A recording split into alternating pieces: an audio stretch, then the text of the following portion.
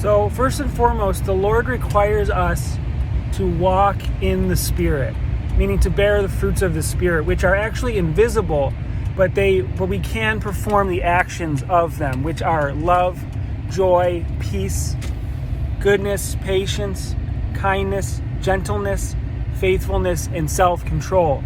These are the things that we have to be offering to others. We have to be bearing this fruit in and out of season.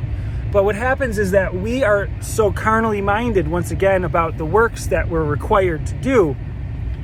We get so strung out and anxious about doing these big, powerful, mighty things and being so holy with all the areas of our lives that we actually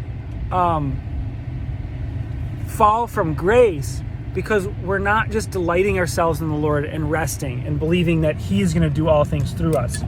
And so when we take these big burdens and responsibilities on ourselves to do all these great and mighty and powerful works,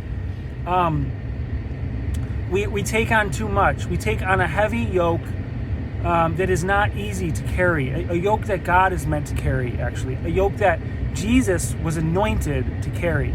But we, being lesser than Jesus, need to allow Him to carry those weights, those burdens, and those responsibilities, so that we can just delight ourselves in Him and receive His love for us.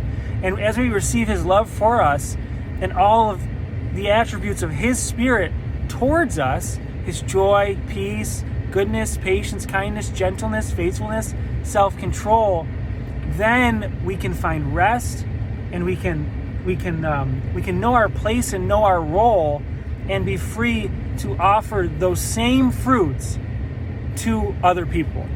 Because all of the fruits of the Spirit, actually, they first come from God, who is the vine, and they flow to us, who are the branches. And if we're not receiving from Him, if we're not connected to Him in that way, then we're not being filled with those fruits of His Spirit, or the Spirit that produces those fruits. So if we're not experiencing His love, His goodness, patience, kindness, peace, joy, faithfulness, and gentleness, then we can't offer it to others, and we won't be bearing fruit. And that's the one thing that we need to do. So stop focusing so much on doing all these grandiose outer works, like, saving the world, like we're supposed to do, but we're not supposed to focus on it like it's our salvation too. Our salvation is found in Jesus.